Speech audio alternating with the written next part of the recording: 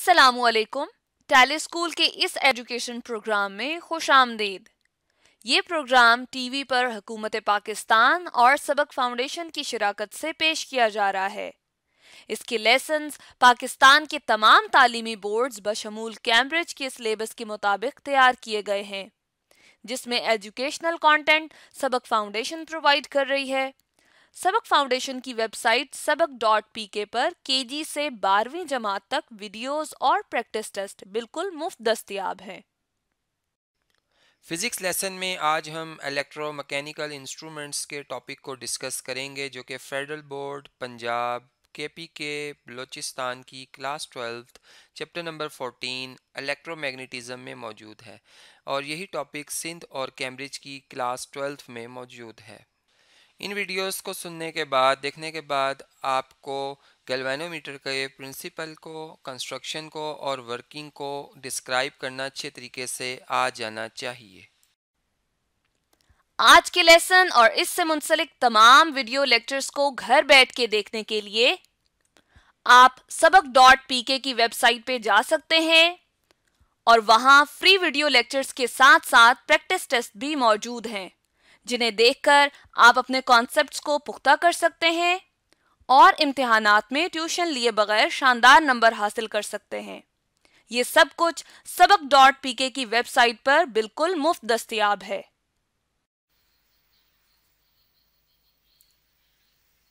Students, हमने देखा था कि अगर हम एक एक्सटर्नल मैग्नेटिक फील्ड में एक कॉइल रखे या कोई charge carrying conductor, current carrying conductor रखे, सो उन दो फील्ड्स की वजह से एक एक्सटर्नल मैग्नेटिक फील्ड होगा और एक उस करंट की वजह से मैग्नेटिक फील्ड प्रोड्यूस होगा। तो उन दोनों फील्ड की इंटरेक्शन की वजह से उस कंडक्टर पर एक फोर्स लगेगा, या अगर हम कॉइल यूज कर लें तो वहां पर टार्क प्रोड्यूस होता है। उसी टार्क के प्रिंसिपल को हम यूज करेंगे और इससे हम एक इंस्ट्रूमेंट, एक इलेक्ट्रिकल इंस्ट्रूमेंट की कंस्ट्रक्शन देखेंगे कि वो हम बनाएंगे, जो कि है गैल्वानोमीटर।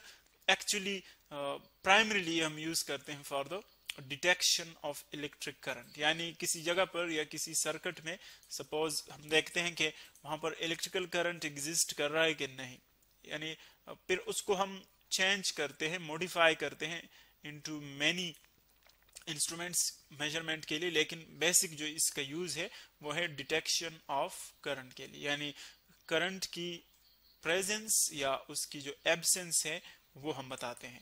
सो किस तरह ये वर्क करता है, किस तरह हमें पता चलता है कि सपोज एक सर्किट में करंट एग्जिस्ट कर रहा है या एग्जिस्ट नहीं कर रहा, इसकी वर्किंग हम देखेंगे। फर्स्ट ऑफ ऑल हम देखेंगे कंस्ट्रक्शन ऑफ गैल्वानोमीटर। ये तो इसका फंक्शन है कि वो हमें क्या करता है। अब कंस्ट्रक्शन हम पहले देखेंगे, कौन कौन से कंपोनेंट है जो कि हम कंबाइन करते हैं और उससे हम ये इंस्ट्रूमेंट बनाते हैं। उसके बाद हम उसकी वर्किंग की तरफ आ जाएं। फर्स्ट ऑफ ऑल जो इंपॉर्टेंट चीज है, बिल्कुल टार्क जो हम प्रोड्यूस करते हैं एक्सटर्नल मैग्नेटिक फील्ड में, उसी तरह की कंस्ट्रक्शन है, लेकिन कुछ एडिशनल चीजें हम यहाँ पर यूज करेंगे। एक होगा एक्सटर्नल परमानेंट मैग्नेट, एक्सटर्नल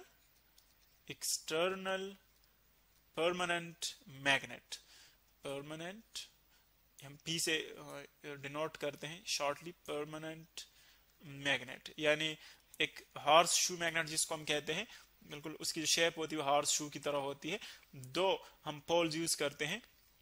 एक साइड से हमारे पास देखिए, आप देख रहे हैं इस फिगर में एक नॉर्थ पोल हम यहाँ पर यूज कर रहे हैं, और राइट साइड पर आप देख रहे हैं एक साउथ पोल है। दोनों एक्चुअली आइसोलेटेड पोल्स नहीं हो सकते, बिकॉज हम कहते हैं कि मोनोपोल जो है वो एग्जिस्ट नहीं करते। सो फार जो थियरीज हैं उनके मुताबिक मैग्नेटिक मोनोपोल्स एग्जिस्ट नहीं करते। सो एक साइड पर हमारे पास यहाँ पर जो हॉर्स शू मैग्नेट है उसका ये नॉर्थ पोल आप देख रहे हैं, यहाँ से हम यूज कर रहे हैं, और ये साउथ पोल।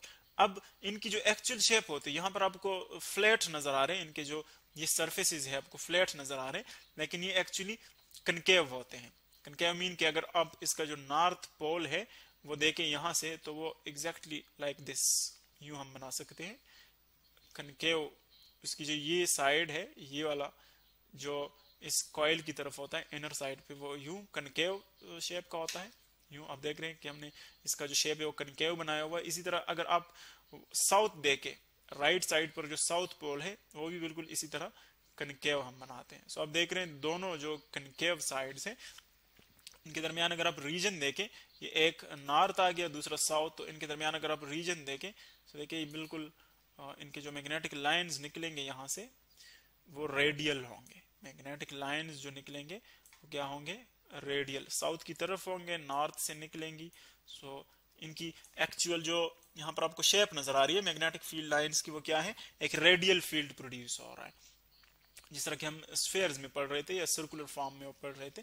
यहाँ पर नियरली ये एक स्फेयर की तरफ वर्क करता है, क्योंकि अगर हम इसको ज्यादा फ्लैट बनाए सो ये उसकी शेप होती है। और वो हम क्यों शेप इसकी इस तरह बनाते हैं, क्योंकि दरमियान में जब हम कॉइल रखते हैं, फॉर एग्जांपल यहाँ पर हम कोई कॉइल रखते हैं, करंट कैरिंग कॉइल, सो अगर वो टर्न भी करता है, कॉइल टर्न भी करता है, सो तब भी चूंकि रेडियल फील्ड है तो हर पॉइंट पर, हर पोजीशन पर जो एक्सटर्नल मैग्नेटिक फील्ड लाइंस है वो इसके प्लेन को क्या होती है, पैरेलल होती है।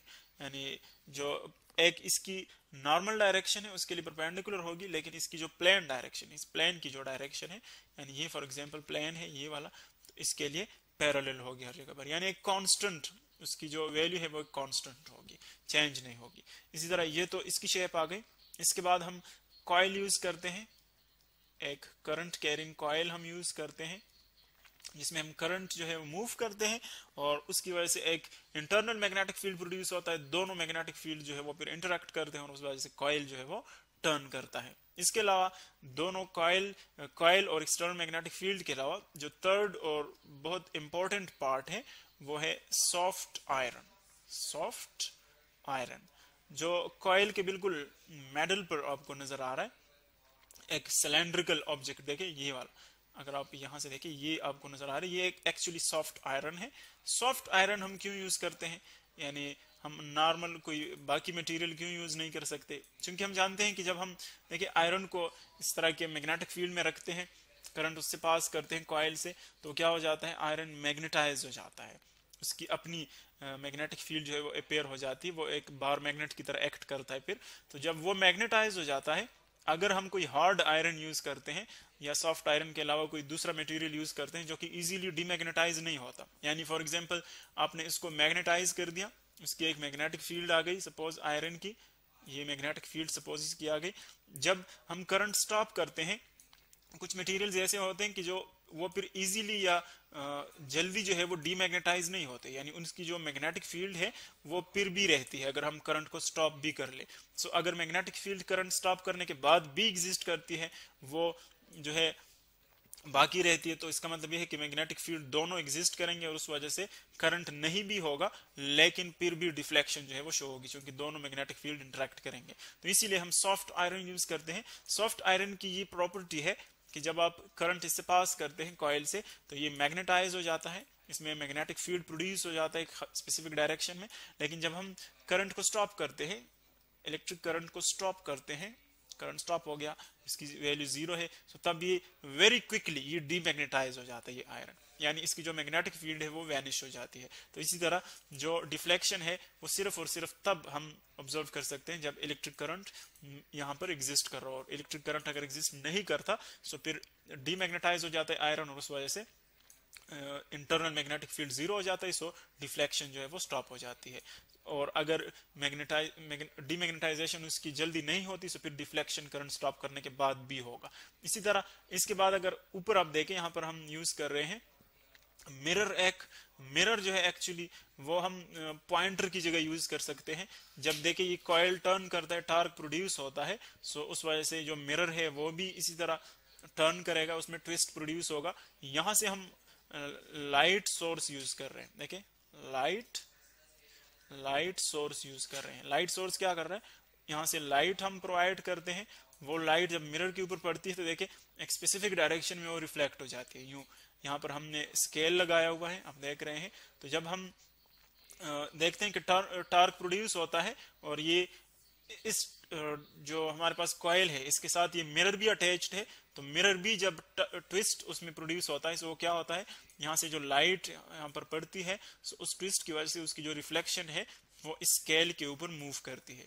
यानी चूंकि मिरर रोटेट करती तो इस तरह जो रिफ्लेक्टेड रेज है वो भी इसके ऊपर रिफ्लेक्ट होती है, सॉरी स्लाइड होती है इस स्केल के ऊपर, तो मूव होती है। तो इस तरह हम देख सकते हैं कि अगर ये लाइट रेज मूव करती है तो इसका मतलब ये है कि डिफ्लेक्शन प्रोड्यूस हो रहा है, और अगर डिफ्लेक्शन प्रोड्यूस हो रहा है तो इसका मतलब है कि यहाँ पर करंट जो है वो एग्जिस्ट कर रहा है, और अगर डिफ्लेक्शन नहीं प्रोड्यूस हो रहा इट मीन्स कि यहाँ पर जीरो करंट है।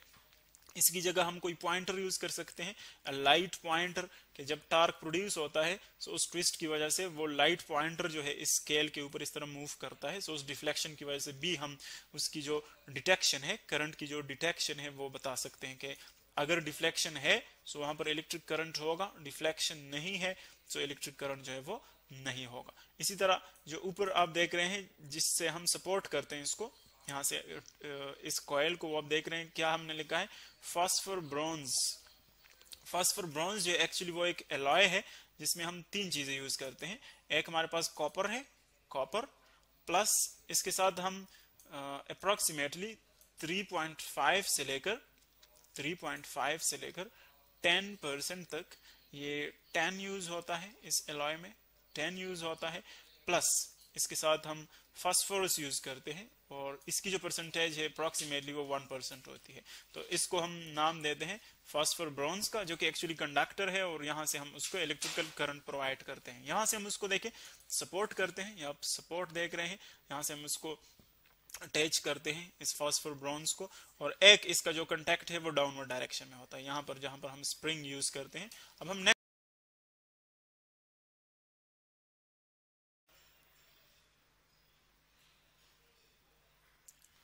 स्टूडेंट्स गैल्वानोमीटर के बेसिक प्रिंसिपल पर हमने बात की थी, कौन कौन सी इसमें कंपोनेंट्स हैं और फिर किस तरह वो वर्क करते हैं, उन सारी चीजों को हमने डिटेल से पढ़ा। अब हम यहाँ पर इसकी जो मैथमेटिकल फॉर्म है उसको एक्सप्रेस करेंगे, डिराइव करेंगे कि जो एक्चुअली इलेक्ट्रिकल करंट है जिसकी डिटेक्शन हम कर रहे हैं वो किन किन चीजों पर डिपेंड करता है। सो फर्स्ट ऑफ ऑल अगर आप देखें जो अप्लाइड टार्क है, इससे पहले हम एक टॉपिक पढ़ चुके हैं कि किसी कॉइल पर जो टार्क लगता है एक्सटर्नल मैग्नेटिक फील्ड में, उसकी वैल्यू हमने डिराइव की थी जो कि इक्वल है NIBA into cos of alpha.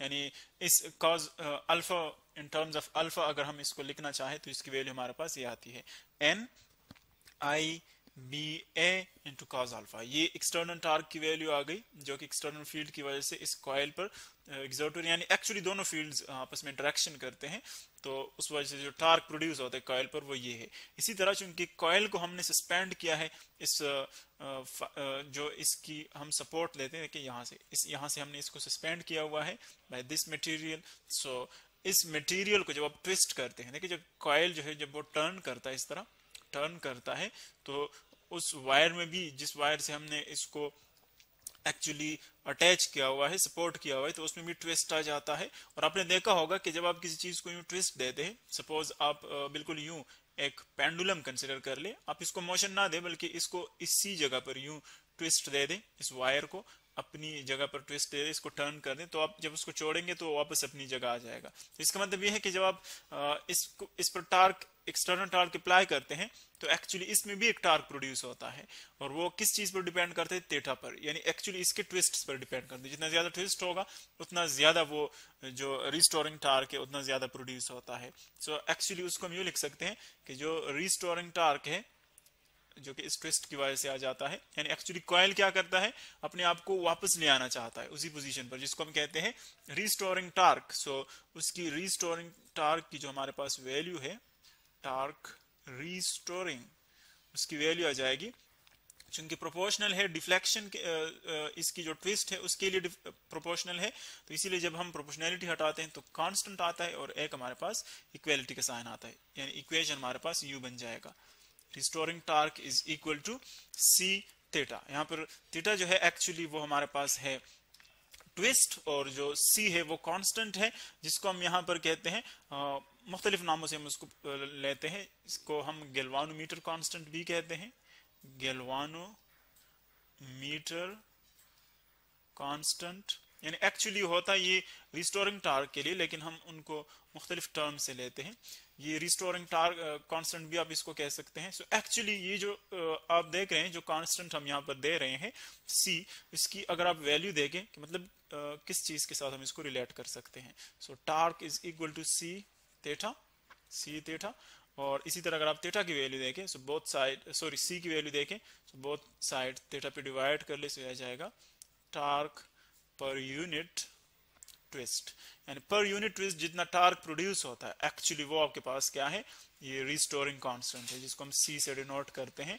सो ये हमारे पास आ गई वो कांस्टेंट। अब अगर आप देखें सपोज हम एक ऐसा स्टेज लेते हैं कि वहां पर अप्लाइड टार्क और जो रिस्टोरिंग टार्क है वो इक्वल हो जाते हैं। तो जब दोनों इक्वल हो जाते हैं उस केस में क्या हम लिख सकते हैं, इन दोनों को हम कंपेयर करेंगे। जो अप्लाइड टार्क है N I B A into cos of alpha is equal to restoring torque जो कि इक्वल है सी थीटा के, इसके इक्वल है। अब चूंकि हम डील कर रहे हैं इलेक्ट्रिकल करंट की डिटेक्शन के लिए, यानी कितना इलेक्ट्रिकल करंट प्रोड्यूस होगा, उसकी जो वैल्यू है वो किस पर डिपेंड करेगी, तो इसीलिए इस इक्वेशन को हम सॉल्व करते हैं फॉर इलेक्ट्रिकल करंट। तो इसीलिए बाकी जो चीजें हैं इलेक्ट्रिकल करंट के अलावा, इलेक्ट्रिकल करंट को आप सब्जेक्ट बनाएं, बाकी जो चीजें हैं वो यहां से आप कैंसल आउट कर लें, N B A cos of alpha पे डिवाइड कर लें, इसी तरह यहां भी डिवाइड कर ले, बोथ साइड्स यही ऑपरेशन करेंगे, N B A cos of alpha. तो यहां पर हमारे पास क्या आता है, देखिए एन और एन जो है ये क्या कैंसिल हो जाते हैं, इसी तरह जो बाकी वैल्यूज हैं B A cos of alpha ये कैंसिल हो जाते हैं। सो इलेक्ट्रिकल करंट की वैल्यू हमारे पास यहां पर इस इक्वेशन के मुताबिक वो है C theta divided by N B A cos of alpha, N B A cos of alpha. अब इससे पहले हमने देखा था कि एक्चुअली जो हमारे पास एंगल है इन दोनों कॉइल की जो प्लेन है उसके साथ और जो फील्ड हम अप्लाई कर रहे हैं उन दोनों के दरमियान एंगल, चूंकि हम रेडियल फील्ड अप्लाई कर रहे हैं, ऊपर हम इसको डिस्कस कर चुके हैं, रेडियल फील्ड अप्लाई कर रहे हैं, तो इसीलिए हर एक पॉइंट पर क्या होता है इसके लिए पैरेलल होता है। तो जब हर एक पॉइंट पर पैरेलल होता है तो हम कहते हैं कि इसकी जो वैल्यू है कॉज अल्फा की हर एक पॉइंट पर वो क्या होती है, 1 होती है, क्योंकि cos 0 अगर आप पुट कर ले पैरेलल हो तो cos 0 होगी, तो cos 0 हम जानते हैं कि वो 1 के इक्वल है, तो इसीलिए रेडियल फील्ड में इसकी जो वैल्यू है वो यही कांस्टेंट वैल्यू रहेगी। तो इसीलिए इसकी जगह अगर हम 1 पुट कर ले तो हमारे पास इक्वेशन और भी सिंप्लीफाई हो जाएगा, वो है electrical current is equal to C theta divided by N B A cos of alpha की जगह हमने 1 पुट किया। अब आप देख रहे हैं कि C जो है that is constant, N number of turns वो भी कांस्टेंट है, एक्सटर्नल मैग्नेटिक फील्ड की जो स्ट्रेंथ है वो भी कांस्टेंट है, एरिया ऑफ द कॉइल वो भी कांस्टेंट है। तो अगर इस पूरे कांस्टेंट को, चूंकि ये पूरा प्रोडक्ट जो हमारे पास product in the form of quotient और प्रोडक्ट जो है न्यूमिनेटर डिवाइड बाय डिनोमिनेटर सारा चीज कांस्टेंट है, तो जब हम कांस्टेंट और इक्वलिटी को हटाते हैं सो वापस हमारे पास क्या आता है, प्रोपोर्शनैलिटी का साइन। तो इसीलिए इन दोनों को अगर हम रिमूव कर ले तो हम इस इक्वेशन को इन सिंपल टर्म्स यूं लिख सकते हैं, I is proportional to theta, यानी एक्चुअली इलेक्ट्रिकल करंट जो है वो किस चीज के लिए प्रोपोर्शनल है, ट्विस्ट के लिए। जितना ज्यादा ट्विस्ट प्रोड्यूस होगा इसका मतलब है कि इलेक्ट्रिकल करंट जो है वो यहाँ पर ज्यादा मूव कर रहा है, एग्जिस्ट कर रहा है। ट्विस्ट यहाँ पर प्रोड्यूस नहीं हो रहा तो इलेक्ट्रिकल करंट वहां पर एग्जिस्ट नहीं करेगा। इसका मतलब है कि यहाँ पर इससे एक्चुअली हम क्या कर सकते हैं, डिटेक्शन ऑफ इलेक्ट्रिकल करंट।